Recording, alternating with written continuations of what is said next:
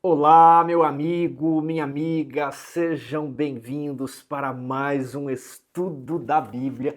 Estamos quase encerrando a nossa lição sobre tópicos selecionados do Evangelho de João. Lição número 12: a hora da glória, a cruz e a ressurreição. A parte de sábado nos diz que os primeiros capítulos de João, os capítulos de 1 a 11, ele colocou 10, eu colocaria o 11 também, cobrem cerca de 3 anos e meio da vida de Cristo. E os capítulos eu coloquei de 12 a 20, por outro lado, cobrem cerca de uma, talvez 2 semanas da vida de Jesus. A primeira parte nós chamamos de Livro dos Sinais, já estudamos bastante, e agora, nesses dias que nos restam, estamos estudando o Livro da Glória. Mateus, Marcos, Lucas e João, cada um enfatizam algo diferente sobre a história de Cristo. Mateus enfatiza o cumprimento das profecias, Marcos destaca um paralelo entre o batismo de Jesus e a sua cruz, ou seja, a cruz no batismo foi o batismo das águas e a cruz foi o batismo de sangue. Mateus fala para que se cumprissem as escrituras, ele foi crucificado. E Lucas diz que a cruz foi uma fonte de cura e salvação, tanto é que narra a história do ladrão que se arrepende no último minuto, ou pelo menos passa no seu teste, demonstra a sua fé, no último minuto e é salvo por alguém que estava com os braços pregados. Agora, nós vamos estudar a perspectiva da cruz para o evangelista João. João apresenta a cruz como a entronização de Jesus ligada ao conceito de hora. Durante todo o evangelho de João, nós sempre encontrávamos assim: não o prenderam porque não era chegada a sua hora. Ele passou pela multidão porque não era chegada a sua hora. Tanto é que, ao expulsar os demônios lá dos gadarenos, o que é que eles respondem? Viestes aqui nos atormentar antes da hora? Mas no jardim do Getsêmani, na sua oração sacerdotal, Jesus declara: Pai, é chegada a hora, glorifica agora teu filho. Então, da mesma forma que em João capítulo 3, a serpente é levantada no deserto para a salvação dos que foram picados pela serpente, João coloca Jesus sendo levantado sobre o Monte Calvário para todos que foram picados pela antiga serpente, o dragão Satanás. Interessante paralelo, não é? Jesus morre em desprezo, mas isso representa a sua entronização como Salvador. Por quê? Como assim? Porque Jesus não cedeu em nada. E Satanás dizia que era impossível guardar a lei de Deus. E aí Jesus não cede em nada, contrariando as previsões de Satanás. Jesus não pecou nem sob a mais intensa e cruel tortura. Satanás dizia que não era possível um homem viver sem pecar, ou era impossível obedecer à lei de Deus. E aí Jesus não só obedece à lei de Deus lá no deserto, mesmo após 40 dias, Adão desobedeceu à lei de Deus no jardim de delícias. Jesus estava 40 dias sem comer. Não só de pão viverá o homem. E agora Satanás fala: não, mas ele vai pecar. Eu preparei algo terrível, ele não vai resistir, ele vai xingar alguém, ele vai perder a paciência, mas ele não cedeu. Por isso é a sua glória. Ele confirmou que a lei de Deus é justa, que o seu Pai é bondoso, que é um Pai de amor. E é isso que nós vamos estudar agora. Agora, você já adquiriu a sua lição da escola sabatina do próximo trimestre? Eu tenho aqui a lição dos adultos e dos jovens. A de professor Tiago e dos alunos. Só temos mais 2 exemplares avulsos. Se você não tem o seu, apresse. Depois só haverá a lição de professores. Agora, eu tenho um material aqui que eu gostaria de mostrar para vocês. Isso aqui é novidade. A Cruz e o Punhal está lá na editora luzdomundo.com.br. Um pastor que foi pregar para as gangues em Nova York e o líder dos gangsters se converte. Isso aqui é um clássico, aposto que Você já ouviu essa história lá na década de 70, 80, não é? Fogo no parquinho para aqueles que querem namorar, mas nunca estudaram o tema à luz da Bíblia. Isso aqui é do pastor Iago Martins, ele possui o canal Dois Dedos de Teologia, você conhece? Gostei demais, nunca havia lido um livro sobre namoro tão bom assim. Se os jovens não querem comprar, vai lá e dê de presente para o seu filho, sobrinho. Agora, esse aqui é para os casados. Ato conjugal. Ensinando, irmãos, ensinando como você tem a intimidade, como você lá, varão, vai namorar a varoa, viu? Irmã, como você se comporta com o seu esposo. Isso aqui é um livro sagrado no sentido de que ele trata desse ato da maneira mais sagrada, da maneira mais respeitosa possível, ok? Ato conjugal. Agora, isso aqui eu já mostrei, histórias para as crianças, Caminho Luminoso. Você que foi escolhida como diretora do departamento infantil, não sabe que história você vai contar. Isso aqui há muitas histórias para você reunir adolescentes, juvenis, sexta-feira à noite, sábado à tarde, para você usar no momento da história no sábado. São, Caminho Luminoso. Mais de 100 histórias aqui, os meus filhos já leram isso umas 2 ou 3 vezes. E por fim, está na promoção. Essa Bíblia aqui, fantástica. É um livro que tem muita leitura. Belas histórias da Bíblia contadas com clareza e riquezas de detalhe. Está em forma de diálogo. Isso aqui deve estar com 30% de desconto. Depois você confere lá. Herboots, a história da Bíblia. Muito bom tudo isso aqui. Os nossos jovens precisam de algo para ocupar a mente e o tempo, principalmente agora nas férias. Talvez você nem comprou um presente de Natal. Então vai lá na editora luzdomundo.com.br. Vamos para a parte de domingo. O que é a verdade? Em João 18, 28 a 32, o julgamento de Jesus não é descrito em detalhes. Em vez disso, o foco está na cena em que ele é levado diante de Pôncio Pilatos. Parece que a lição saltou aqui da lição número 10, que tinha o título, aliás, estou na 9, vamos olhar aqui a 10. O caminho, a verdade e a vida, ela já vai para a cruz. Então aquele período onde Jesus está no Getsemane, onde ele é preso, esse trimestre não está, utilizando essa parte. Se você quiser saber sobre isso, vai lá na lição dos jovens, na lição 11. Na lição 11 aqui nos adultos, nós falamos sobre Trindade, gravamos um estudo longo. Eu sei que muitos chegaram até o fim, falaram ali da tangerina, da bergamota, da mexerica, outros comentaram o exemplo do sol. Eu li tudo. Eu e o Anderson lemos tudo, ainda não conseguimos responder tudo, mas nós lemos, ok? Foi muito bom estar com vocês. Se você ainda não viu, é um estudo longo, você pode acelerar em 2 vezes, você vai compreender. Mas o que eu queria dizer é que na lição dos jovens, que é a lição 11, estávamos falando de Trindade aqui nos adultos, aí aqui no canal mesmo, na lição dos jovens, o Timóteo faz uma bela explanação sobre Jesus no Getsemane, a prisão de Jesus, quando ele é levado perante Anás, que era sogro de Caifás, e depois ela vai terminar aqui quando nós estamos entrando na parte de domingo, Jesus e Pilatos. Então veja lá a lição dos jovens. Leia a pergunta 1. Sobre o que Pilatos e Jesus conversaram. Tornou Pilatos a entrar no pretório, chamou a Jesus e perguntou-lhe: És tu rei dos judeus? O que é pretório? É onde fica o pretor, assim como a prefeitura é onde trabalha o prefeito, o pretor, o juiz, trabalha no pretório. E ele perguntou o que para Jesus? És tu o rei dos judeus? E aí Jesus inverte a situação sem responder à pergunta. Olha, você mesmo que quer saber, você que está curioso, você tem realmente essa inquietação? Ou alguém mandou você perguntar isso? E aí Pilatos responde: eu acaso sou judeu? Eu não tenho nada a ver com lei, com templo, com Moisés, com Abraão. A tua própria gente, os principais sacerdotes, é que te entregaram a mim. Então, a pergunta não vinha de Pilatos. É a sua gente, eu não tenho problema, eu não tenho nada com você. Agora, você apareceu aqui preso, o que fizeste? O que você fez? Respondeu Jesus: o meu reino não é deste mundo.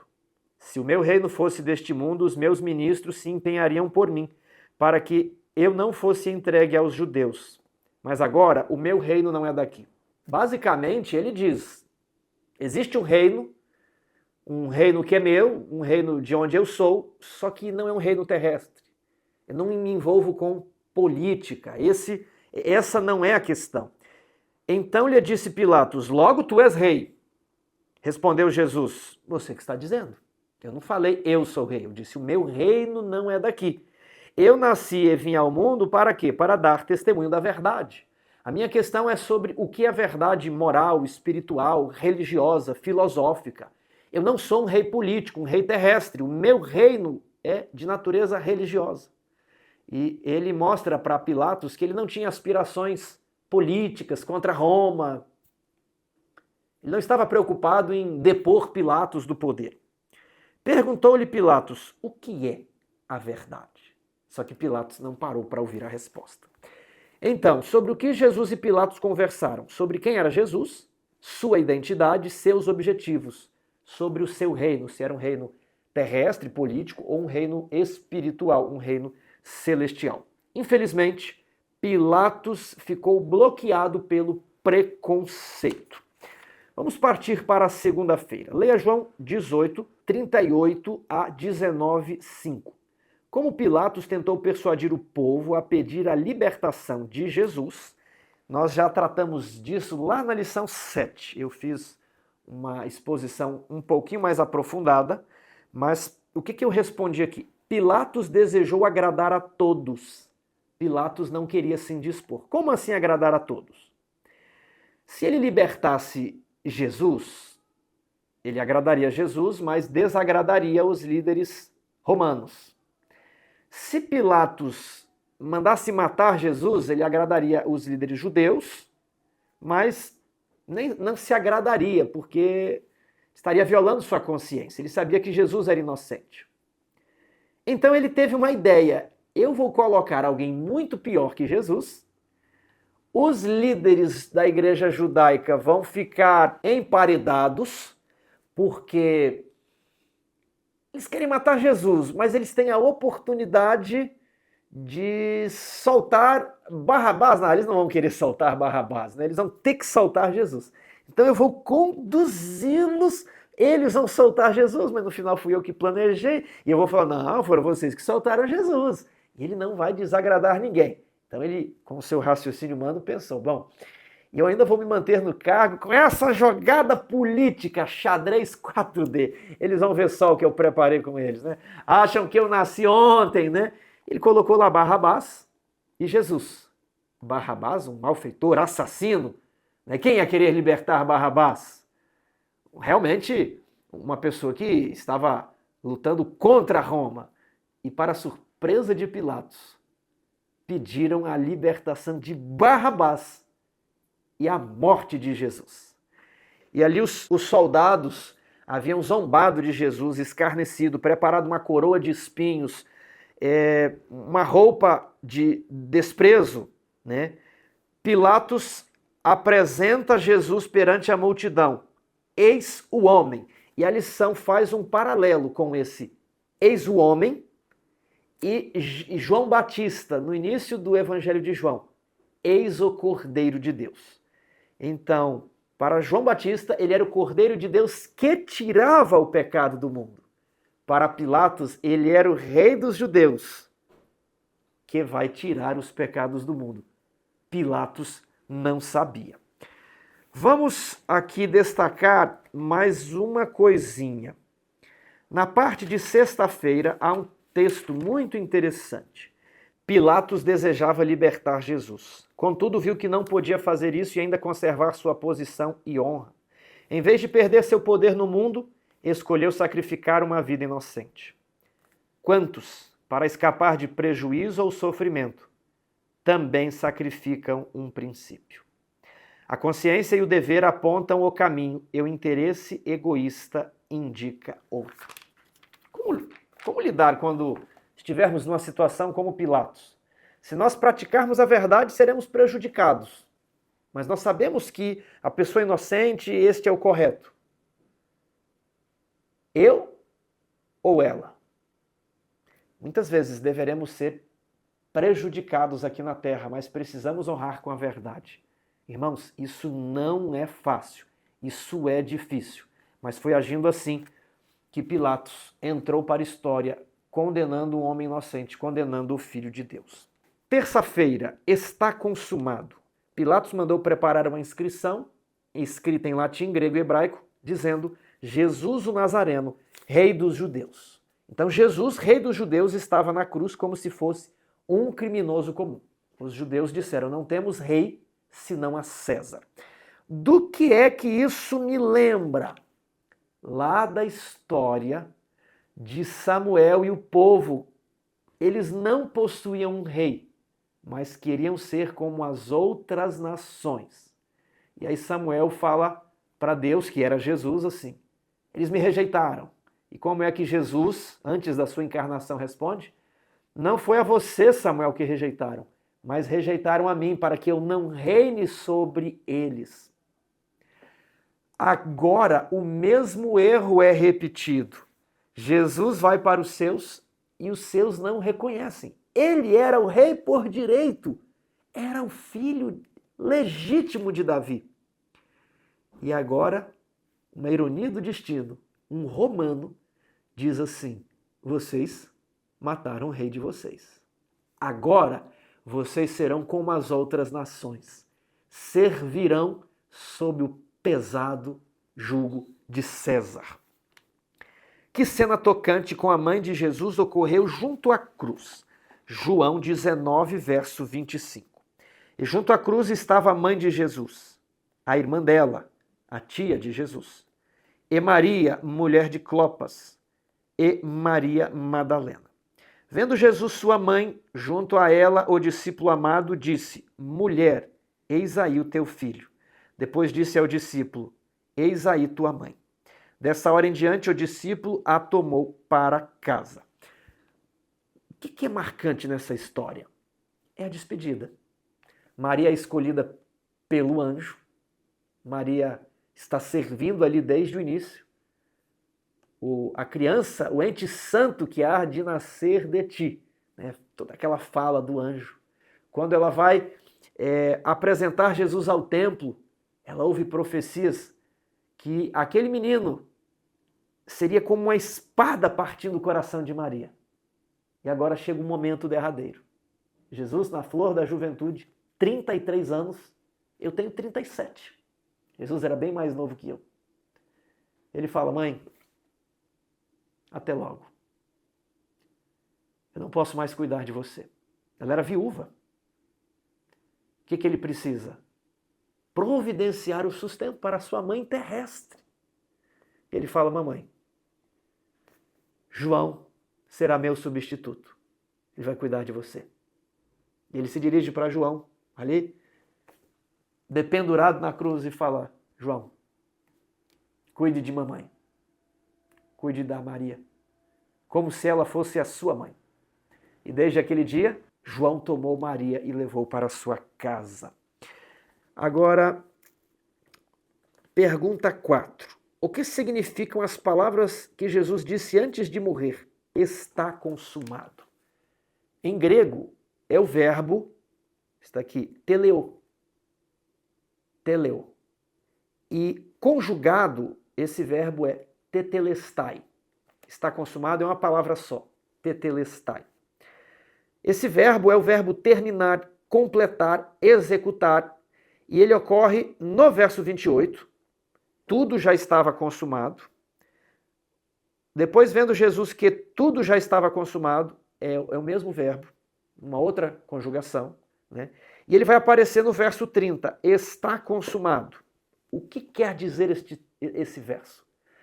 A quem Jesus estava se dirigindo? O que estava consumado? O plano. Jesus, ele no jardim do Getsemane pede para o Pai mudar o plano. Meu Pai, se possível, afasta de mim esse cálice. Antes que o homem fosse criado, o Pai e o Filho haviam planejado o resgate da humanidade, caso o homem pecasse. E agora Jesus veio para executar o plano. Foi muito pesado e ele pede: Senhor, meu Pai, é possível mudar o final do plano? Passa de mim esse cálice, mas faça-se a tua vontade. E o Pai não muda o plano. Jesus recebe os pecados. Jesus é injustamente julgado, torturado, é despido, amarrado, é transpassado, é erguido. E agora, já sem forças, ele despede de sua mãe, ele não peca. E quando ele vê que o fôlego já está indo embora, ele tem algo a dizer ao seu pai: cumpri o plano. A guerra terminou. Eu venci. Está consumado. Eu quero ler 2 textos que ampliam isso daqui. O primeiro encontra-se lá em Desejado de Todas as Nações, a página 590. Antes que os fundamentos da terra fossem lançados, o Pai e o Filho se haviam unido num concerto para redimir o homem, se ele fosse vencido por Satanás. Haviam se dado as mãos num solene compromisso de que Cristo se tornaria o fiador da raça humana. Esse compromisso cumprira Cristo, quando sobre a cruz soltara o brado: está consumado. Dirigir-se ao Pai. O pacto fora plenamente satisfeito. Ele não se dirige a João, a sua mãe, aos discípulos, aos líderes, aos soldados. Ele se dirige ao seu Pai. E o Pai responde alguma coisa ao Filho. Veja esse outro texto de Ellen White, escrito em 21 de junho, aliás, publicado em 21 de junho de 1900, em uma revista The Youth Instructor, o instrutor da juventude. Quando Cristo proferiu o brado "está consumado", ele sabia que a batalha estava vencida. Como um conquistador moral, ele plantou sua bandeira nas alturas eternas. O sangue, que fala coisas melhores do que o sangue de Abel, foi derramado. O caminho para o mais santo de todos foi manifestado. Caminho para o Santíssimo. Deus, o Pai, curvou a cabeça satisfeito. Agora, a justiça e a misericórdia podiam se misturar. Agora, ele podia ser justo e, ainda assim, o justificador de todos os que crescem em Cristo.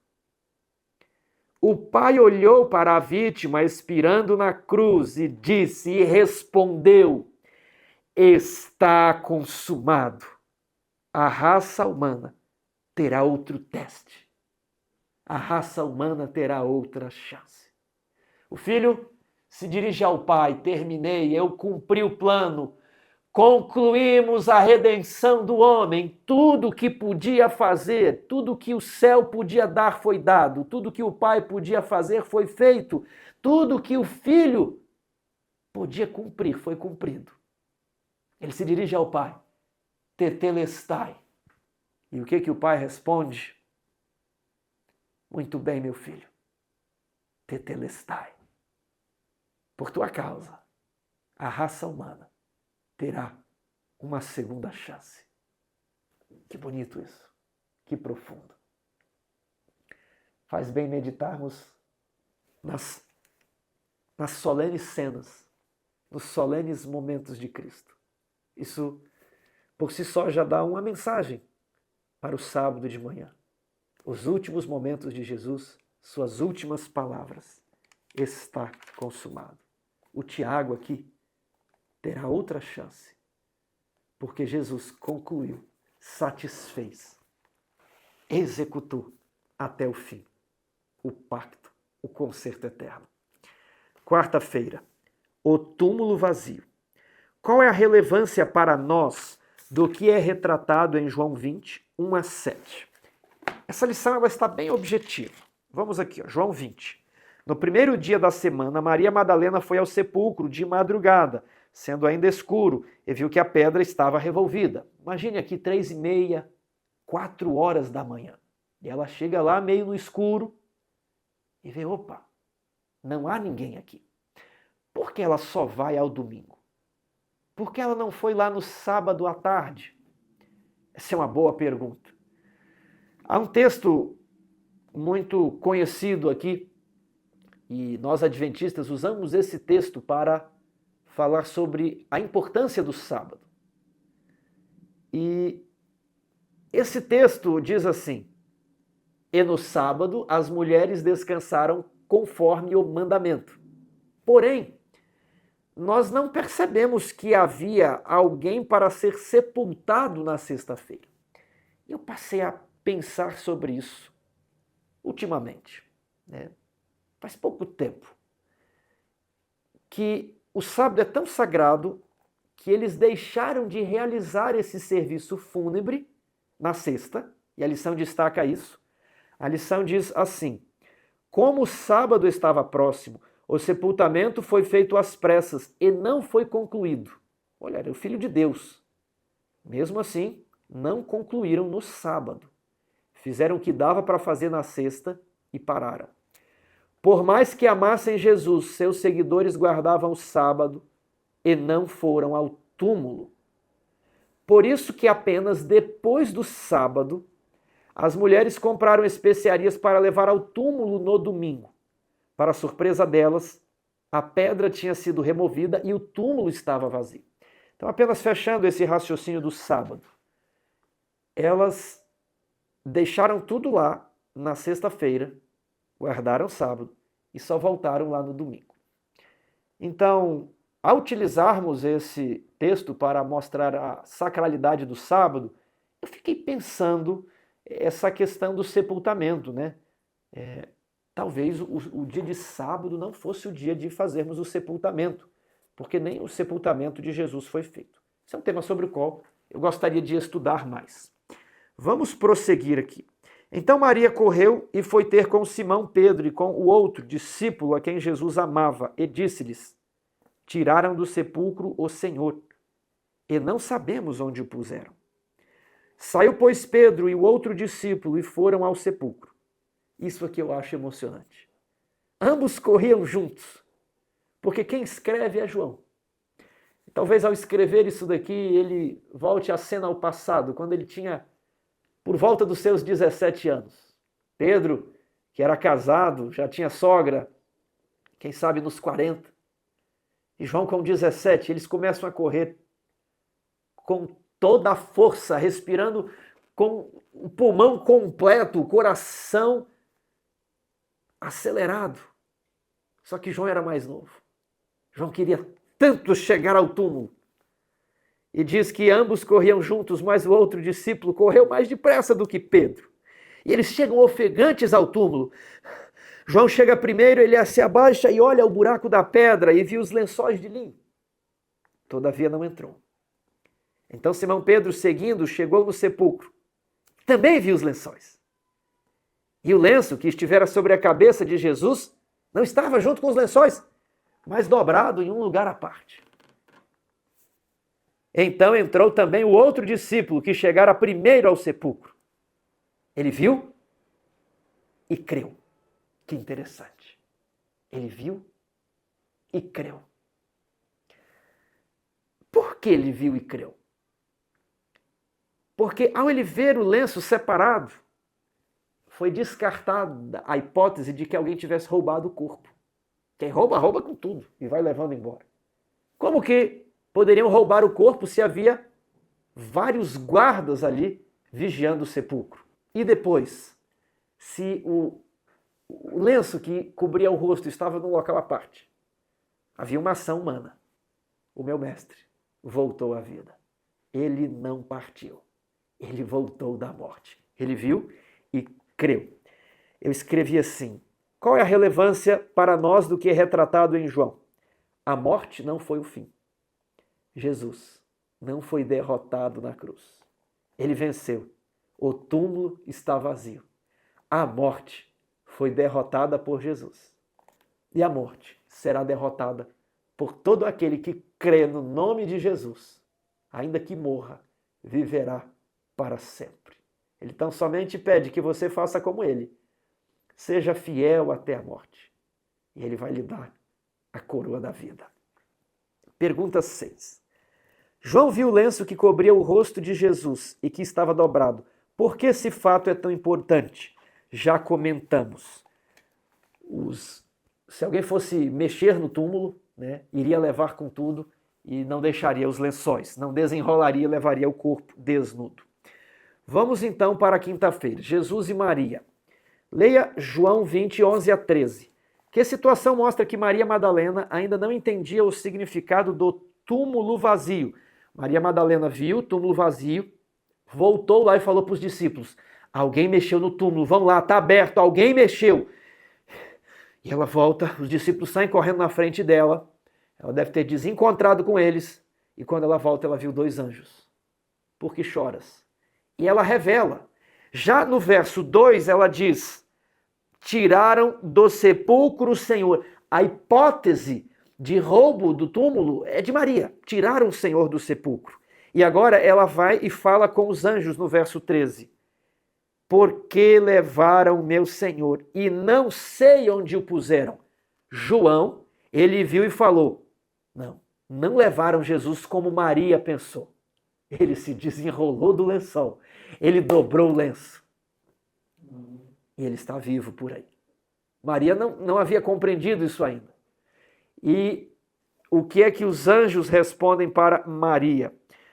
Tendo dito isso, voltou-se para trás. Os anjos não respondem. Ela fala e sai do túmulo e viu Jesus em pé, mas não o reconheceu. Os olhos marejados de lágrimas. Perguntou-lhe Jesus: mulher, por que choras? A quem procuras? Ela, supondo ser ele o jardineiro, respondeu: Senhor, se tu o tiraste, dize-me onde o puseste, e eu o levarei de volta. E Jesus, vendo o sofrimento, a agonia de Maria, o que Jesus responde? Maria, Maria. Quando Maria ouve aquela voz, ela, voltando-se, lhe disse em hebraico: Rabone, que quer dizer mestre. Recomendou-lhe Jesus: não me detenhas. Maria se lança aos pés de Jesus. Maria segura Jesus, abraça, como: eu não vou deixar o Senhor ir embora. E ele fala: Maria, eu preciso ir, não me detenhas, depois eu volto, mas agora eu preciso ir, porque ainda não subi para o meu Pai. Enquanto isso, vai ter com os meus irmãos e diz-lhes: subo para o meu Pai, que também agora é vosso Pai. É o meu Deus e é o vosso Deus. Eu sou o irmão de vocês. Eu cumpri a minha missão. Deu certo. O preço foi pago. A batalha foi vencida. Satanás foi derrotado. O Pai foi vindicado. O caráter de Deus foi vindicado. Não me detenhas, Maria. Eu preciso subir agora. Que bela cena, meu irmão. Como eu não gostaria de estar ali e ouvir o meu nome. Sabe, quando estamos em confusão, chorando, angustiados, Jesus, ele manda um anjo.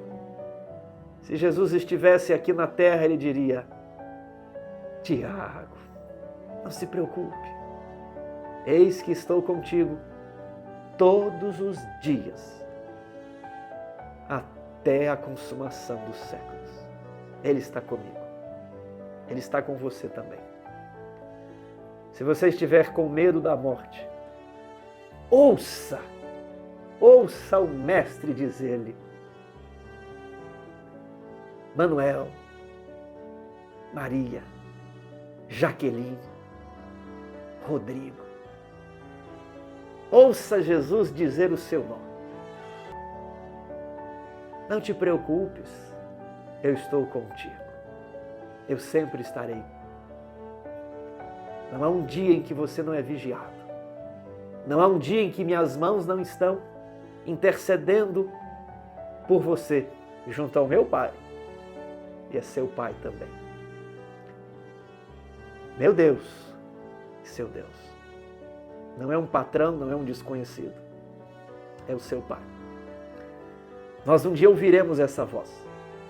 Quando Jesus retornar, lá em Mateus 25, Eu anotei aqui, Mateus 25, 23. Há duas respostas aqui. A primeira eu quero ler no verso 30. Servo inútil, lançai-o para fora nas trevas. Ali haverá choro e ranger de dentes. Aqueles que se recusaram a andar na luz, para que as suas obras não fossem manifestas, porque eram más, porque amaram mais as trevas do que a luz, eles serão jogados no fogo. Lançai-o para fora. Ali haverá choro e ranger de dentes. Você ouvirá a voz de Jesus, lançando você para o lago de fogo. Mas se você for fiel, se você contemplar a Jesus e perceber que aquilo que Ele promete é muito superior a essas festinhas de fim de ano, a esses prazeres carnais, a esses convites para a prática da imoralidade, onde Deus não está presente. Se você ignorar tudo isso e pensar no céu, você vai ouvir o que está no verso 23. Muito bem, servo bom e fiel. Foste fiel no pouco, sobre o muito te colocarei. Entra no gozo do teu Senhor. Naquele dia Ele nos apresentará o Pai. Eu quero estar lá. Aceite a Jesus hoje. Abandone as paixões da carne. Abandone os espetáculos de fim de ano, as festas impróprias, tudo aquilo que afasta a sua mente de Deus. E sinta-se absorto no prazer de um dia ouvir a voz de Jesus, chamando o seu nome. Você se levanta da multidão. Ele estende a coroa e diz: servo bom e fiel, foste fiel até a morte. Hoje eu lhe dou a coroa da vida. Entre no gozo, entre no reino, entre na cidade e viva para sempre. Que Deus